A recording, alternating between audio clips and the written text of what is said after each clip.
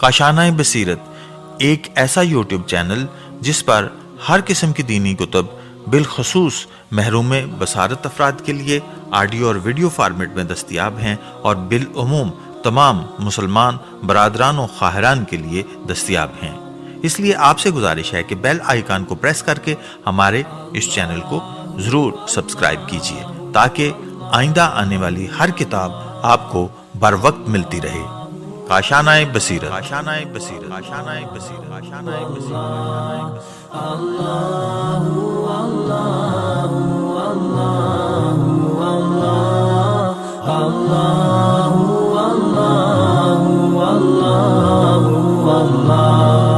बिस्मिल्लाहिर्रहमानिर्रहीम। अस्सलाम वालेकुम। ये किताब आपके लिए काशानाए बसीरत के यूट्यूब चैनल की जानिब से रिकॉर्ड की जा रही है। अब हम किताब रूहुल हयात का पार्ट नंबर 36 पढ़ेंगे। नंबर 5, कंबल पोशी का बकिया हिस्सा। ए अजीज़ो, तुम इस फ़िरक़े को क्यों अच्छा ख्याल करते हो, जबकि इस गिरोह की मज़म्मत में जनाब रसूल खुदा और अहले बैत अलैहिमुस्सलाम के फ़रामीन और उलमा की शहादतें होते हुए तुम क्या उज़्र पेश करोगे? क्या ये कहोगे कि मैं हसन बसरी का पैरोकार हूँ, जिस पर बहुत सी अहादीस में नफरीन आई है, या सुफियान सूरी के पैरो कहोगे जो इमाम जाफ़र सादिक़ अलैहिस्सलाम का सख्त दुश्मन और मुखालिफ था, या गज़ाली की मुताबियत का उज़्र करोगे जो यकीनन नाज़बी था। वो अपनी किताब में लिखता है कि जिस मायने से अली मुर्तज़ा इमाम है, मैं भी इमाम हूँ, और लिखता है कि जो कोई यजीद को लानत करे गुनाहगार है। इसने शियों की मज़म्मत और रद्द में बहुत सी किताबें लिखी हैं, जैसे किताबुल मनक़द मिनल ज़लाल वग़ैरह, या इसके भाई अहमद गज़ाली को बतौर हुज्जत पेश करोगे जो कहता है कि शैतान बड़े औलिया अल्लाह में से है, या मौलवी रूमी को अपना शफ़ी बनाओगे जो कहता है कि हज़रत अमीरुल मोमिनीन इब्ने मुलजम की शिफात करेंगे उसे बहिश्त मिल जाएंगे, और कहता है कि इस पर कोई गुनाह नहीं, मुक़द्दरी ऐसा था और वो इस अमल में मजबूर था, यानी बेरंग होने से और बेसमझी से असीरे रंग हो गए, ज़ाहिर बीन बन गए और मूसा और फ़िरौन आपस में लड़ पड़े। मौलवी रूमी की मसनवी का कोई सफ़ा ऐसा नहीं है जिसमें जबर या वहदतुल वजूद या इबादत के बेकार होने वग़ैरह के फासिद अक़ायद का ज़िक्र ना हो, और इसके बेहुदा मोतक़दीन का ख़याल है कि तबला सारंगी और नए का सुनना इबादत है, या मुहीउद्दीन अरबी को अपना वसीला बनाओगे जिसके बेहुदा एतक़ाद और ख़यालात को इस किताब में कई मकामात पर हम ज़िक्र कर चुके हैं। कहता है औलिया अल्लाह लोगों का एक गिरोह है जिनको राफ़ज़ी लोग खंजीर की सूरत दिखाई देते हैं, और ये भी कहता है कि जब मैं मेराज पर गया तो अली के मर्तबे को अर्श पर उस्मान और उमर और अबू बकर से नीचे पाया। जब वापस आया तो मैंने अली से कहा, तुम दुनिया में तो ये दावा करते थे कि मैं इन तीनों से बेहतर हूँ, लेकिन अर्श पर तुम्हारा रुतबा कैसे कम हो गया?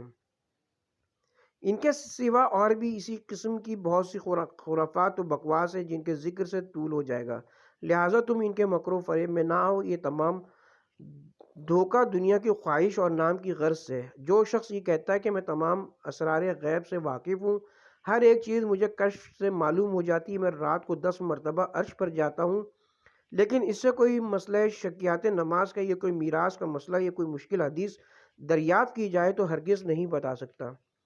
बस सनद मोतबर और सही इमाम जाफ़र सादिक़ अलैहिस्सलाम से मनक़ूल है कि कज़्ज़ाब और दरोग़ गो की अलामत है कि तुम्हें आसमान, ज़मीन, मग़रिब और मशरिक़ की खबरें बताएगा, लेकिन जब दीन खुदा के हलाल या हराम मसाइल के बारे में सवाल करोगे तो उनसे लाइल्मी ज़ाहिर करेगा। आखिर ये शख्स दावा करता है कि वहदतुल वजूद के दक़ीक़ मसाइल को मैंने समझ लिया है और बाकी इस कदर उलमा और फुज़ला ना समझ सके। एक आसान सी बात को नहीं समझ सकता जो 20वीं मरतबा इसे समझाई जाती है, और जो लोग बारीक इल्मी मसाइल को समझने वाले हैं, इनके समझ में ये मसला क्यों नहीं आता जो इसने समझ रखा है। फिर ये लोग कहते हैं कि कश्फ और कुफ्र आपस में ज़िद नहीं, एक जगह जमा हो सकते हैं, और कुफ़ार हिंद साहब कश्फ गुजरे हैं। माना कि इनका कश्फ वाकई है और धोखेबाजी नहीं, लेकिन इससे इनको क्या खूबी हासिल हुई? कुफ़ार ही रहे और क़यामत में कुफ़ार ही उठेंगे। एहतजाज तिबरिसी में लिखा है कि एक दफ़ा हज़रत ایک دفعہ جناب امیر المومنین کا گزر بصرہ میں حسن بصری کے پاس سے ہوا، وہ وضو کر رہا تھا۔ آپ نے فرمایا اے حسن پورے طور سے وضو کر۔ اس نے کہا یا امیر المومنین، کل آپ نے ان لوگوں کو قتل کیا جو کلمہ گو تھے اور پورا وضو کرتے تھے، آج مجھے پورا وضو کرنے کی ہدایت فرما رہے ہیں۔ آپ نے فرمایا تو ان کی مدد کرنے کے لیے کیوں نہ آیا؟ اس نے کہا واللہ میں نے صبح کو غسل کیا، کافور ملا اور ہتھیار لگا کر تیار ہوا، کیونکہ مجھے اس میں ذرا بھی شک نہ تھا کہ عائشہ سے تخلف کرنا کفر ہے۔ راستے میں جاتے ہوئے آواز آئی تو کہاں جاتا ہے؟ واپس چلا جا، کہ جو شخص ان لوگوں میں قتل کرے گا اور قتل ہوگا دونوں جہنم میں جائیں گے۔ میں اس آواز سے ڈرا اور گھر میں آ کر بیٹھ گیا۔ دوسرے روز پھر عائشہ کی مدد کے لیے تیار ہو کر چلا، راستے میں وہی آواز آئی اور واپس ہو گیا۔ حضرت نے فرمایا تو سچ کہتا ہے، کیا تو جانتا ہے کہ وہ آواز دینے والا کون تھا؟ اس نے کہا نہیں۔ آپ نے فرمایا وہ تیرا بھائی شیطان تھا، اس نے تجھے سچی تو بتایا تھا کہ عائشہ کے لشکر کا قاتل اور مقتول دونوں جہنم میں جائیں گے۔ ایک روایت میں کہ جناب امیر المومنین علیہ السلام نے حسن بصری سے فرمایا اے حسن، ہر امت میں ایک سامری ہوا کرتا ہے اور اس امت کا سامری تو ہے۔ حضرت امام محمد باقر علیہ السلام نے فرمایا اے حسن بصری، خواہ تو دائیں چلا جانا یا بائیں، علم کہیں نہ ملے گا سوائے ہم اہل بیت کے۔ واضح ہو کہ یہ حسن بصری وہی شخص ہے جو صوفیوں کا بڑا پیر ہے، اسی کی طرف اپنے آپ کو منسوب کرتے ہیں اور اسی سے روایت کرتے ہیں کہ ایک بڑا شیخ ان کا عباد بصری گزرا ہے۔ وہ جناب امام زین العابدین علیہ السلام پر طعن کرتا تھا اور جہاد کے معاملے میں حضرت پر اعتراض کیا کرتا تھا۔ ایک دفعہ بصرہ کی ایک جماعت جس میں ایوب سجستانی، صالح مرنی، عتبہ، حبیب فارسی، مالک بن دینار، ابو صالح امی، جعفر بن سلیمان رابعہ اور سعدانہ تھے، حج کو گئے۔ مکہ میں پانی کی قلت تھی، سب نے مل کر خانہ کعبہ میں بارش کی دعا مانگی مگر دعا بے سود رہی۔ اتنے میں حضرت امام زین العابدین علیہ السلام محزون و غمگین حالات میں اتنے میں حضرت امام زین العابدین علیہ السلام محزون و غمناک صورت میں تشریف لائے اور طواف کعبہ کے بعد سب کو کعبہ سے دور جانے کو کہا۔ پھر آپ کعبہ کے پاس سجدہ بجا لائے اور دعا فرمائی۔ ابھی دعا ختم نہ ہونے پائی تھی کہ ابر اٹھا اور ایسا پانی برسا کہ قلت دور ہو گئی۔ واضح ہو کہ مذکورہ بالا سب آدمی صوفیوں کے بڑے اولیاء ہیں جو اپنے زمانے کے امام کی معرفت نہیں رکھتے تھے۔ ان میں سے ایک طاؤس یمانی ہے جس کے مباحثے اور مناظرے امام محمد باقر علیہ السلام کے ساتھ مشہور ہیں اور حدیث کی کتابوں میں مذکور ہیں۔ شیخ توسی کتاب غیبت میں لکھتے ہیں کہ چند لوگوں نے نیابت حضرت جناب صاحب العصر علیہ السلام کا جھوٹا دعویٰ کیا اور آخر کار ذلیل و رسوا ہوئے۔ اگر در حقیقت نائب امام ہوتے تو امام عصر کی طرف سے کوئی معجزہ دکھاتے جس سے لوگوں کو ان کی نیابت کا یقین ہوتا۔ ان میں پہلا دعوے دار نیابت شرعی تھا جو دعویٰ کر کے رسوا ہو اور حضرت کا فرمان اس پر لعنت کے متعلق صادر ہوا۔ شیخ فرماتے کہ تل اکبری نے بیان کیا کہ اس شخص کے دعوی نیابت کے بعد اس کا ملحد ہونا اور کافر ہونا لوگوں پر ظاہر ہو گیا۔ پہلے وہ امام علیہ السلام پر جھوٹ و افطرا باندھتا تھا تاکہ کم عقل لوگ اس کی طرف راغب ہوں۔ اس طرح رفتہ رفتہ شرارت میں ترقی کرتا ہوا حلاجیہ مذہب کا قائل ہو گیا، جیسا کہ ابو جعفر شرمغانی وغیرہ مشہور ہوئے۔ پھر شیخ بیان کرتے کہ من جملہ کذابوں کے حسین بن منصور حلاج بھی تھا۔ بسند معتبر ہیبت اللہ بن محمد قاطب سے روایت ہے کہ سہل بن اسماعیل نوبختی جو ایک پکا شیعہ تھا، اس نے منصور حلاج کا پیروکار بننے کا پیغام اس شرط پر بھیجا کہ اس کے بال سفید ہو گئے ہیں اور اسے کنیزوں کی خاطر ہر جمعہ خضاب کرنا پڑتا ہے، ایسا معجزہ دکھائے کہ داڑھی سیاہ ہو جائے اور خضاب کی ضرورت پیش نہ آئے۔ جب حلاج نے یہ بات سنی تو کہا کہ اس پیغام میں سہل نے غلطی کی ہے اور اس کے سوا کچھ جواب نہ دیا۔ اس قصے کو سہل ہر جگہ بیان کرتا تھا، لوگ سن کر حلاج کی ہنسی اڑاتے اور ذلیل و خوار ہوتا۔ احتجاج تبریسی میں منقول ہے کہ جناب صاحب الامر علیہ السلام کا فرمان حسین بن روح کے ذریعے سے اس جماعت کی لعنت کے متعلق صادر ہوا ہے جن میں حسین بن منصور حلاج تھا۔ ایسے لوگ ہمیشہ ہمارے ائمہ علیہم السلام کی مخالفت پر کمر بستہ رہے ہیں۔ شیعہ علماء شیعہ علماء کبار اور راویان اخبار جو ان کے زمانے میں یا ان کے قریبی زمانے میں تھے، اور تمہاری بنسبت ان کا علم و فہم، تقوی و طہارت بھی زیادہ تھی، ان لوگوں سے ہمیشہ بیزار رہے اور ان کے کفر و الحاد کو ثابت کرتے رہے۔ اس پر بھی اگر کوئی دیدہ و دانستہ طریقے اہل بیت کو چھوڑے اور گمراہی کا راستہ اختیار کرے تو اس کا گناہ دوسرے کے نام لکھا جائے گا۔ اہل بدعت لوگ یعنی صوفیہ کے عوارض و وظائف سے پرہیز لازم ہے، اس کے بدلے اہل بیت علیہم السلام سے منقول دعائیں اور اذکار سے نفع حاصل کریں۔ باب نمبر 15 اذکار۔ نمبر 1 فضیلت اذکار، تسبیحات کی فضیلت۔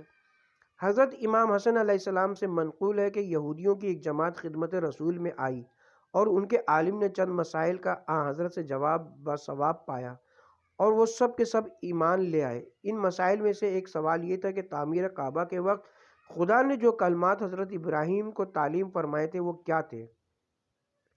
حضرت نے فرمایا ان میں سے ایک کلمہ یہ تھا، سبحان اللہ والحمد للہ ولا الہ الا اللہ واللہ اکبر۔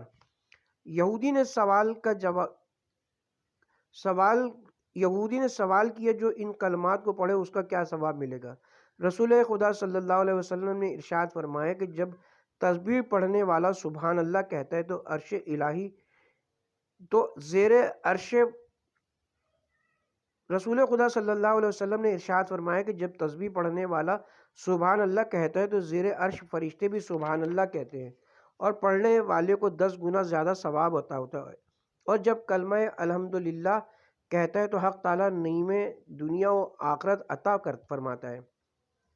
یہ وہ کلمہ ہے کہ اہل بہشت داخل بہشت ہوں گے تو ان کی زبان پر یہی کلمہ جاری ہوگا کیونکہ وہ اس کو دنیا میں پڑھا کرتے تھے، اور جب وہ لا الہ الا اللہ کہتا ہے تو خداوند عالم ارشاد فرماتا ہے کہ اس بندے کو اس کلمے کی جزا میں بہشت عطا فرماتا ہوں کیونکہ حل جزاء الاحسان الا الاحسان۔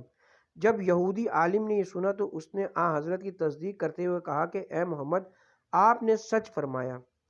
جناب امیر المومنین علیہ السلام نے فرمایا کہ جناب رسول خدا کی خدمت میں فقراء کی ایک جماعت آئی اور کہنے لگی، یا رسول اللہ، مالداروں کے پاس مال و دولت ہے، وہ حج کر سکتے ہیں، ہم مالدار نہیں ہیں اس لیے حج نہیں کر سکتے، ان کے پاس مال ہے، وہ غلام آزاد کر سکتے ہیں اور ہم نہیں کر سکتے، ان کے پاس مال و دولت ہے، وہ تصدق کر سکتے ہیں، ہم نہیں کر سکتے، وہ جہاد کر سکتے ہیں، ہم نہیں کر سکتے۔ جناب رسول خدا صلی اللہ علیہ وآلہ وسلم نے ارشاد فرمایا، جو 100 مرتبہ اللہ اکبر کہے اس کو 100 غلام آزاد کرنے سے زیادہ ثواب ملتا ہے، اور جو 100 مرتبہ سبحان اللہ کہے اس کو اس حج کا ثواب ملتا ہے جس میں 100 اونٹ قربانی میں دیے جائیں، اور جو 100 مرتبہ الحمدللہ کہے اس کو اس جہاد کا ثواب ملتا ہے جو مجاہدین کو 100 گھوڑے برائے جہاد دے، اور جو 100 مرتبہ لا الہ الا اللہ کہے اس کا ثواب سب سے زیادہ ہے۔ یہ خبر اغنیاء تک پہنچی، انہوں نے بھی ان اعمال کو بجا لانا شروع کیا۔ فقراء جناب رسول خدا کی خدمت میں پہنچے اور عرض کیا، یا رسول اللہ، دولت مندوں نے بھی یہی کام شروع کر دیا۔ حضرت سے فرمائے یہ فضل خدا حضرت نے فرمایا یہ فضل خدا ہے جس کو چاہے عطا فرمائے۔ حضرت امام رضا علیہ السلام نے فرمایا کہ جو بندہ 100 مرتبہ اللہ اکبر، 100 مرتبہ الحمدللہ، 100 مرتبہ سبحان اللہ، 100 مرتبہ لا الہ الا اللہ کہے اور 100 مرتبہ درود محمد و آل محمد پر بھیجے اور بعد میں کہے اللہم زوجنی من الحور العین، تو خداوند عالم اس کو بہشت میں نور العین حوریہ کرامت فرمائے گا، اور یہ 500 کلمات اس حوریہ کا مہر قرار پائے گا۔ اسی وجہ سے بحکم خدا 500 درہم زن مومنہ کا مہر سنت قرار پایا۔ نمبر 2 ثواب تحلیل۔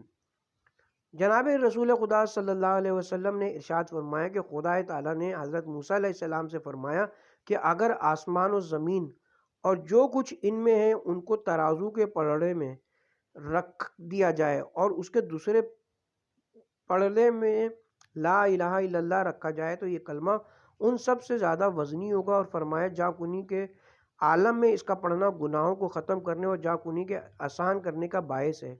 حضرت امام جعفر صادق علیہ السلام نے فرمایا کہ اس کا پڑھنا جس قدر زیادہ ہو اسی قدر ثواب بھی زیادہ ہوتا ہے، اور یہ وہ ذکر ہے جس کی فضیلت بے حد اور بے انتہا ہے۔ ہر عبادت کی حد ہے، مثلا نماز پنجگانہ ختم ہوئی، فرض بھی ادا ہو گئے اور حد ختم ہو گئی، لیکن لا الہ الا اللہ کی کوئی حد ہی نہیں، کوئی حد ہی نہیں ہے، خواہ جس قدر چاہو جب چاہو پڑھو۔ پھر آپ نے یہ آیت تلاوت فرمائی، سورہ احزاب کی آیت نمبر 41، اے مومنو اللہ کا ذکر کرو بہت زیادہ اور اس کی تسبیح کرتے رہا کرو صبح و شام۔ حضرت امام رضا علیہ السلام کا ارشاد ہے کہ خداوند عالم نے حضرت نوح علیہ السلام سے ارشاد فرمایا، جب کشتی کو خطرہ محسوس کرو تو 1000 مرتبہ اس کو پڑھ لینا۔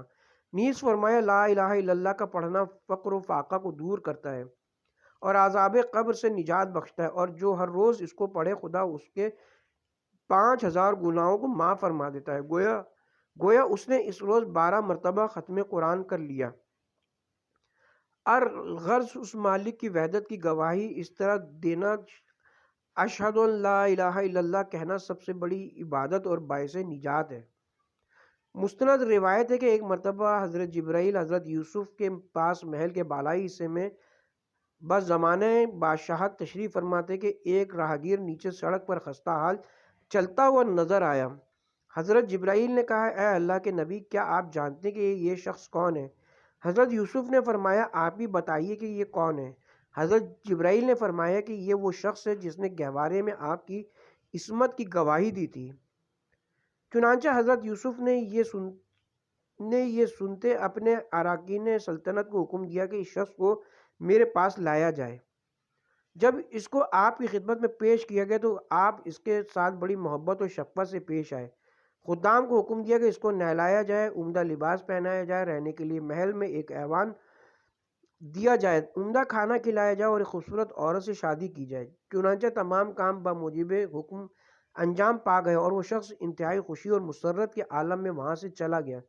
تو حضرت جبرائیل نے فرمایا کہ یا نبی اللہ، یہ انسان کس قدر ناعاقبت اندیش ہے، اگر یہ خدا وحدت کی شہادت صدق دل سے دے تو وہ کریم اس کو جنت میں عالی شان محل، لذیذ غذائیں، عمدہ لباس، حور العین سے شادی کا انتظام اللہ تعالیٰ فرما دیتا۔ جب اللہ کے ایک بندے نے اپنی عصمت کی گواہی دینے پر یہ سب کچھ عطا کر دیا، بے شک اشہد ان لا الہ الا اللہ جنت کی کنجی ہے۔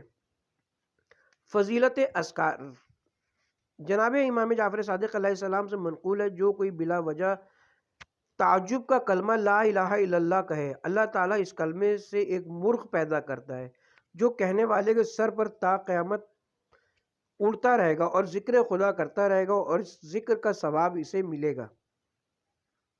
جناب رسول خدا صلی اللہ علیہ وسلم نے ارشاد فرمایا، اپنے مرنے والوں کو کلمہ لا الہ الا اللہ کی تلقین کرو، بتحقیق جس کا آخری کلام یہ کلمہ ہوگا وہ بہشت میں جائے گا۔ امام رضا علیہ السلام سے منقول ہے کہ جب حضرت نوح کشتی میں سوار ہوئے، اللہ نے ان پر وحی نازل فرمائی۔ جب غرق ہونے کا خطرہ ہوا تو 1000 مرتبہ لا الہ الا اللہ پڑھا۔ بسند معتبر جناب امام جعفر صادق علیہ السلام سے منقول ہے کہ جو کوئی 100 مرتبہ لا الہ الا اللہ، لا الہ الا اللہ الملک الحق المبین پڑھے، اللہ عزیز و جبار اسے فقر سے نجات دے گا اور قبر کی وحشت سے اس کو امان نصیب ہوگی، وہ تبنگر بن جائے گا۔ ایک اور حدیث میں ہے، جو شخص اس تحلیل کو ہر روز 32 مرتبہ پڑھے دولت مندی کی طرف رخ کرے گا اور تنگدستی اور فقر سے نجات حاصل کرے گا اور بہشت کا دروازہ کھٹکھٹائے گا۔ جناب امام جعفر صادق علیہ السلام سے منقول ہے، جو شخص ہر روز 10 مرتبہ اس دعا کو پڑھے، اشہد ان لا الہ الا اللہ وحدہ لا شریک لہ الہ واحد احد صمد لم یتخذ صاحبۃ ولا ولد، اس کے نامہ اعمال میں اللہ تعالیٰ 45,000 حسنات لکھتا ہے اور 45,000 گناہ مٹاتا ہے اور اسی قدر درجات بلند فرماتا ہے۔ دوسری روایت میں کہ یہ دعا اس کے لیے روز قیامت شیطان کے شر سے بچائے گی۔ اور گناہان کبیرہ سے محفوظ رکھے گی، اور اسے 10 قرآن مجید ختم کرنے کا ثواب ملے گا اور بہشت میں اس کا گھر ہوگا۔ نمبر 3، فضیلت تسبیح۔ حضرت امام جعفر صادق علیہ السلام کا ارشاد ہے کہ جب بندہ مومن کہتا ہے سبحان اللہ سبحان اللہ و بحمدہ، سبحان اللہ العظیم و بحمدہ، خدا بند عالم 3000 نیکیاں اس کے حساب میں لکھتا ہے اور 1000 گناہ معاف فرما دیتا ہے، اور بہشت میں ایک مرغ خلق فرماتا ہے جو یہ تسبیح قیامت تک پڑھتا رہے گا، جس کا ثواب اس شخص کو ملے گا۔ جناب امیر المومنین علیہ السلام نے ارشاد فرمایا جب بندہ خدا سبحان اللہ کہتا ہے ملائکہ اس پر صلوات بھیجتے ہیں۔ حضرت امام جعفر صادق علیہ السلام نے فرمایا جو سبحان اللہ و بحمدہ سبحان اللہ العظیم 30 مرتبہ کہے گا، حق تعالی فقر و تنگ دستی کو اس سے رخصت فرماتا ہے اور تونگری اور دولت کو اس کی طرف پھیر دیتا ہے اور اس کا مقام بہشت میں لکھ دیتا ہے۔ جناب امیر المومنین علیہ السلام سے منقول ہے کہ خداوند عالم نے جب نور مقدس جناب رسول خدا صلی اللہ علیہ وسلم کو پیدا کیا تو 12,000 سال اسے حجاب قدرت میں رکھا، وہاں وہ نور یہ تسبیح پڑھتا رہا سبحان ربی الاعلیٰ و بحمدہ، پھر 11,000 سال حجاب عظمت میں رکھا، وہاں یہ تسبیح پڑھتا رہا سبحان عالم السر والخفیات، پھر 10,000 سال حجاب المنہ میں رکھا، وہاں یہ تسبیح تھی سبحان من ہوا قائم لا یحلو، پھر 9,000 سال حجاب رحمت میں رکھا، وہاں یہ تسبیح تھی سبحان رفیع الاعلیٰ، پھر 8,000 سال حجاب السعادت میں رکھا، وہاں کی تسبیح یہ تھی سبحان من عود دائم لا یسہو، پھر 7,000 سال حجاب الکرامت میں رکھا، وہاں یہ تسبیح تھی سبحان من ہوا غنی اللہ یا فقر، پھر 6,000 سال حجاب المنزلہ میں رکھا جہاں وہ نور یہ تسبیح پڑھتا تھا سبحان العلیم الکریم، پھر 5,000 سال حجاب الہدایت میں رکھا جہاں یہ تسبیح پڑھتا تھا سبحان ذی العرش العظیم، پھر 4,000 سال حجاب النبوہ میں رکھا، وہاں یہ تسبیح تھی سبحان رب العزت عما یصفون، پھر 3,000 سال حجاب رافعہ میں رکھا، وہاں یہ تسبیح پڑھی سبحان ذی الملک والملکوت، پھر 2,000 سال تک حجاب ہیبت میں رکھا جہاں یہ تسبیح پڑھی سبحان اللہ و بحمدہ، پھر 1,000 سال تک اس نور کو حجاب شفاعت میں رکھا، وہاں یہ تسبیح تھی سبحان ربی العظیم و بحمدہ۔ نمبر 4، فضیلت تحمید۔ حضرت امام جعفر صادق علیہ السلام سے کسی نے سوال کیا کہ کون سا عمل خدا کے نزدیک بہترین ہے؟ آپ نے ارشاد فرمایا اس کی حمد بجا لانا۔ حضرت امام علی ابن الحسین علیہ السلام نے فرمایا جس نے الحمدللہ کہا گویا تمام نعمتوں کا شکر ادا کیا۔ حضرت امام رضا علیہ السلام نے فرمایا کہ جناب رسول خدا کا ارشاد ہے کہ خدا بند عالم اس کو نعمت کرامت فرماتا ہے جو یاد الہی کرتا ہے، اور جس کی روزی میں تاخیر ہوتی ہو تو اس کو چاہیے کہ وہ استغفار کہے، اور کوئی شخص اگر رنج و غم یا کسی مشکل امر میں گرفتار ہو جائے اس کو چاہیے لا حول ولا قوت الا باللہ کہے۔ جناب رسول خدا صلی اللہ علیہ وآلہ وسلم جب کسی وجہ سے خوش ہوتے تو فرماتے الحمدللہ الذی بنعمتہ تتم الصالحات، اور جب کوئی بات حزن و ملال کی درپیش ہوتی تو فرماتے الحمدللہ علی کل حال۔ حضرت امام جعفر صادق علیہ السلام نے فرمایا کہ جناب رسول خدا ہر روز حمد الہی فرماتے تھے 36 مرتبہ رگائے بدن کے بقدر الحمدللہ رب العالمین کثرن علی کل حال پڑھا کرتے۔ حضرت امام جعفر صادق علیہ السلام نے فرمایا جو یہ کہے الحمدللہ کما ہو اہل کاتبان اعمال خدا سے سوال کرتے کہ اس بندے کے نامہ اعمال میں کس قدر ثواب لکھیں، ہم تو عاجز ہیں۔ خدا بند بزرگ و برتر ارشاد فرماتا ہے کہ میرا بندہ جو کچھ کہتا ہے بس وہ لکھ لو اور اس کا ثواب مجھ پر چھوڑ دو۔ فضیلت استغفار۔ نمبر 5، فضیلت استغفار۔ جناب امیر المومنین علیہ السلام نے ارشاد فرمایا گناہوں کی بدبو کو استغفار کی خوشبو دور کرتی ہے اور استغفار باعث وسعت رزق ہے۔ حضرت امام زین العابدین علیہ السلام نے فرمایا جو شخص استغفر اللہ ربی و اتوب الیہ کہتا ہو وہ کبھی متکبر اور مغرور نہیں ہوتا۔ جناب رسول خدا جس مجلس میں تشریف لے جایا کرتے تھے تو زیادہ وقت استغفار میں گزارتے تھے۔ منقول ہے کہ جناب رسول خدا ہر شب 100 مرتبہ استغفار پڑھتے تھے، حالانکہ ہرگز کوئی گناہ آپ سے صادر نہیں ہوتا تھا۔ معلوم ہوا کہ استغفار کا پڑھنا ہی ایک بڑی عبادت ہے، چاہے کسی نے گناہ کیا ہو یا نہ کیا ہو۔ بہرحال پسندیدہ معبود اور عمل پیغمبر ہے۔ بسند معتبر جناب امام جعفر صادق علیہ السلام سے منقول ہے کہ جب آدمی گناہ کرتا ہے تو اسے 7 گھنٹے تک مہلت دی جاتی ہے۔ اگر وہ اس عرصے میں 3 مرتبہ یہ استغفار پڑھ لے تو وہ گناہ اس کے نام نہ لکھا جائے گا۔ استغفر اللہ الذی لا الہ الا هو الحی القیوم واتوب الیہ۔ پھر فرمایا جو کوئی دن بھر میں 100 مرتبہ استغفر اللہ پڑھ لے تو اللہ تعالیٰ اس کے 700 گناہ معاف فرما دیتا ہے، اور ایسے شخص میں کوئی بھلائی نہیں جو ایک روز میں 700 گناہ کرے۔ بسند صحیح امام جعفر صادق علیہ السلام سے منقول ہے کہ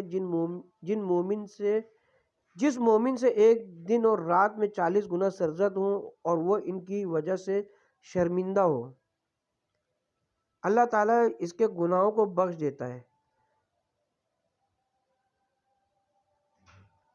نمبر 6 اذکار متفرقہ۔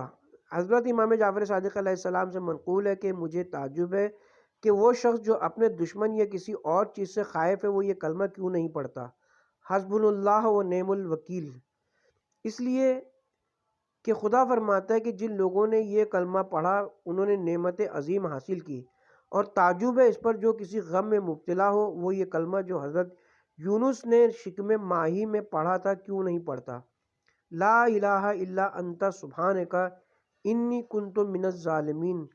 اس لیے کہ خدا نے اس کے بعد فرمایا کہ میں نے یونس کی دعا قبول فرمائی اور غم سے نجات دی، اور تعجب ہے اس پر جس کے دشمن اس سے مکر کے ساتھ پیش آئیں اور وہ یہ کلمہ کیوں نہیں پڑھتا، افوض امری الی اللہ ان اللہ بصیر بالعباد۔ کیونکہ خدا اس کے بعد فرماتا ہے کہ جب مومن آل فرعون نے یہ کلمہ پڑھا تو خدا نے دشمنوں کے مکر سے اسے محفوظ رکھا، اور تعجب ہے اس پر جو خواہش مال و متاع رکھتا ہو اور اس کلمے کیوں نہیں پڑھتا، ماشاء اللہ لا حول ولا قوت الا باللہ۔ اس لیے کہ خدا نے اس کے بعد مومن سے وعدہ فرمایا ہے، نیز فرمایا کہ حضرت آدم علیہ السلام نے خدا سے وسوسہ خاطر اور اندھوں کی شکایت کی۔ جبرائیل نازل ہوئے اور کہا کہ کہو لا حول ولا قوت الا باللہ، وسوسہ برطرف ہو گیا۔ نیز فرمایا جس کو خدا نعمت کثیر عطا فرمائے اس کو چاہیے کہ کہے الحمدللہ رب العالمین۔ جو رنج و غم میں مبتلا ہو وہ کہے لا حول ولا قوت الا باللہ علی العظیم۔ نیز فرمایا کہ شب معراج خداوند عالم نے بذریعہ وحی خزانہ عرش سے یہ 2 کلمات تعلیم فرمائے، لا حول ولا قوت الا باللہ ولا ملجن منک الا الیک۔ حضرت امام جعفر صادق علیہ السلام نے فرمایا جو شخص اپنی دعا کے ساتھ ان کلمات کو ماشاء اللہ لا حول ولا قوت الا باللہ کو بھی اسی میں شامل کر کے پڑھے اس کی دعا ضرور قبول ہوگی۔ نیز فرمایا جو شخص 7 مرتبہ کہے یا ارحم الراحمین، فرشتہ کہتا ہے کہ تیری آواز ارحم الراحمین نے سنی، طلب کر جو طلب کرنا چاہتا ہے تاکہ تجھ کو عطا کیا جائے، اور اگر بندہ 10 مرتبہ کہے یا اللہ ہو تو خدا فرماتا ہے مانگ جو کچھ تجھے درکار ہے۔ حضرت امام رضا علیہ السلام نے فرمایا جو شخص کسی سختی میں گرفتار ہو تو کثرت سے یا رؤوف و یا رحیم کہے۔ حضرت امام جعفر صادق علیہ السلام سے منقول ہے کہ سورہ قل ہو اللہ، آیت الکرسی، سورہ انا انزلنا، روبہ قبلہ پڑھے تو ضرور حاجت براری ہوگی، کیونکہ اس میں اعظم ہے۔ حضرت امام رضا علیہ السلام نے فرمایا یا حیو یا قیوم میں اس میں اعظم ہے۔